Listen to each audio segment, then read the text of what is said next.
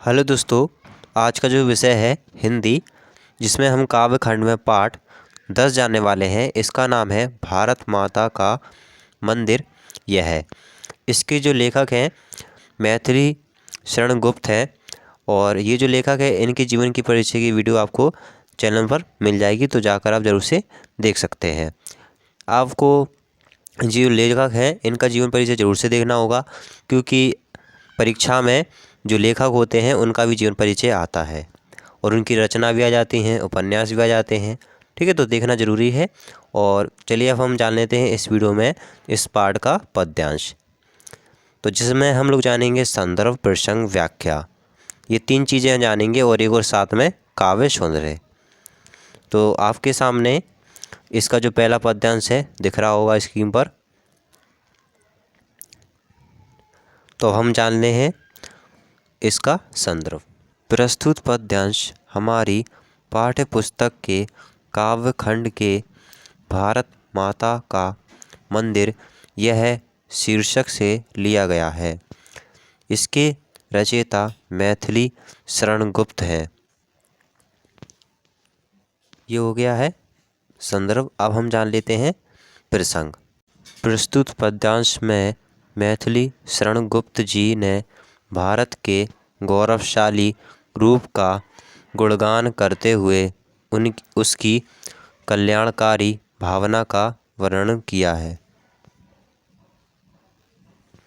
तो ये हो गया है प्रसंग। अब हम जान लेते हैं व्याख्या।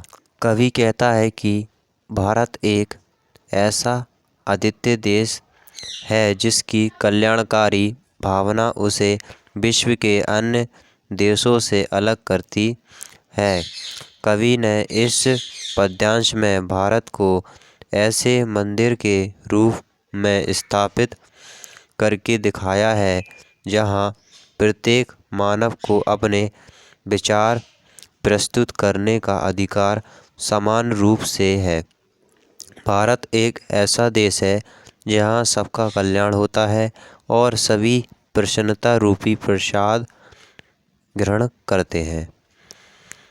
इस देश में जाति, धर्म या किसी संप्रदाय की प्रगति को लेकर भेदभाव रूपी बाधाएं नहीं हैं। यहाँ हिंदू, मुस्लिम, सिख तथा ईसाई सभी संप्रदायों का स्वागत हृदय से किया जाता है और बिना किसी भेदभाव के समान रूप से सभी को सम्मान दिया जाता है। इस देश में जो स्थान राम का है वही स्थान रहीम, बुद्ध और ईसा मसीह का भी है।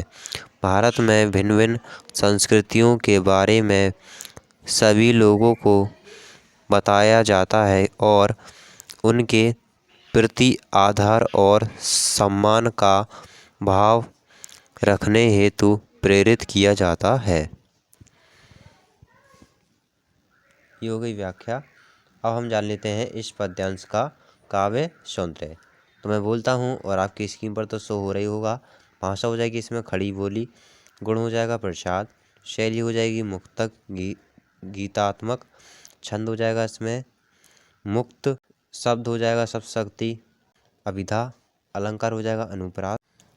अब हम जान लेते हैं दूसरा वाला पद्यांश। इसका संदर्भ पूर्वत हो जाएगा, जो हमने पहले लिखा था वही इसमें संदर्भ हो जाएगा। जितनी पद्यांश है सारे पद्यांशों में एक ही हमें संदर्भ लिखना है। प्रसंग और व्याख्या इसमें केवल बदल जाएगी। तो चलिए अब हम जान लेते हैं इस पद्यांश का प्रसंग। प्रस्तुत पद्यांश में कवि ने भारत की गौरवशाली महिमा का वर्णन किया है। कवि कहता है कि हमारे देश में असीमित प्रेम और मानवता की भावना विद्यमान है, इसीलिए हमें किसी से वैर या दुश्मनी की आवश्यकता नहीं है। इसी प्रेम की असीमितता के कारण यह प्रत्येक व्यक्ति का कल्याण होता है और सभी प्रसन्न रहते हैं। कवि ने भारत देश को सभी तीर्थों का तीर्थ कहते हुए हमें अपना मन शुद्ध बनाए रखने के लिए प्रेरित किया है। कवि ने समस्त देशवासियों से अनुरोध करते हुए कहा है कि हमें शत्रुहीन बनना है और सभी से मित्रता करनी है। हमारे सम्मुख देश में स्थापित सौहार्द समानता के गुण हैं। इन्हीं सद्गुणों को ग्रहण करते हुए हमें अपने भविष्य का निर्माण करना है। जैसे कवि आगे कहता है, भारत में गांधी, भगत सिंह, सुभाष चंद्र बोस, रविंद्रनाथ टैगोर जैसे अनेक महान व्यक्तियों का जन्म हुआ, जिसके आदर्शों पर चलकर समस्त भारतवासियों को अपना चरित्र निर्माण करना चाहिए। तो ये हो गया है इस पद्यांश की व्याख्या। अब मैं आपको बता देता हूँ इसका काव्य सौंदर्य।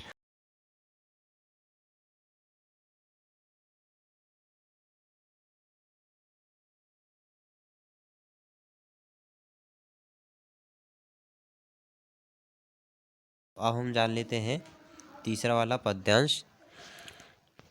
तो आपकी स्क्रीन पर दिख रहा होगा। तो अब हम जान लेते हैं इसका संदर्भ। तो इसमें पूर्वत हो जाएगा। प्रसंग जान लेते हैं। प्रस्तुत पद्यांश में कवि ने गांधीवादी विचारधारा प्रकट करते हुए भारत माता का गुणगान किया है। तो ये हो गया है प्रसंग। अब हम जान लेते हैं व्याख्या।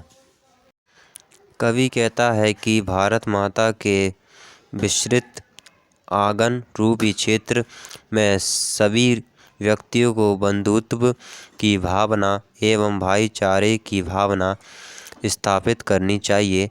कवि ने भारत माता के सच्चे सपूत की पहचान बताते हुए कहा है कि जब देश में भेदभाव एवं सांप्रदायिकता की स्थिति उत्पन्न हुई, तब भारत माता की असहनीय पीड़ा को समझने वाला व्यक्ति ही उसका सच्चा सपूत होता है। कवि आगे कहता है कि भारत माता के सभी बच्चों को अपने सुख दुख को बांटना चाहिए, जिससे प्रेम और बंधुत्व की भावना प्रकट होगी तथा सबका कल्याण संभव होगा। कवि कहता है कि भारत माता को महात्मा गांधी जैसे सपूतों की आवश्यकता है। महात्मा गांधी जैसे अहिंसा के पुजारी ने अपने सेवा भाव से समस्त भारतीयों को स्वतंत्रता एवं न्याय दिलाने का कर्तव्य पूर्ण किया था। गांधी जी का अनुसरण करने वाले प्रत्येक व्यक्ति ने भारत माता की स्वतंत्रता के लिए संघर्ष एवं बलिदान को ही अपना कर्तव्य माना है तथा उसी को मुक्त मार्ग के रूप में स्वीकारा है। कवि ने भारतीयों की एकता और अखंडता के बारे में कहा है कि वे एक साथ भारत माता की जयकार लगाते हैं। इन्हीं सबके कारण कवि ने भारत में सबका कल्याण माना है। अब हम जान लेते हैं इस पद्यांश का काव्य सौंदर्य। तो भाषा हो जाएगी खड़ी बोली, गुण हो जाएगा प्रसाद, छंद हो जाएगा मुक्त, शब्द हो जाएगा शक्ति अभिधा, शैली हो जाएगी मुक्तक और गीतात्मक, अलंकार हो जाएगा इसमें अनुप्रास अलंकार। तो ये हो चुका है पाठ कंप्लीट, क्योंकि इसमें जितने पद्यांश थे जो कि मैंने आपको इस वीडियो में बता दिए। तो आशा करता हूँ कि आपकी वीडियो पसंद होगी। पसंद है तो लाइक कर दें और साथ ही चैनल को सब्सक्राइब कर दें।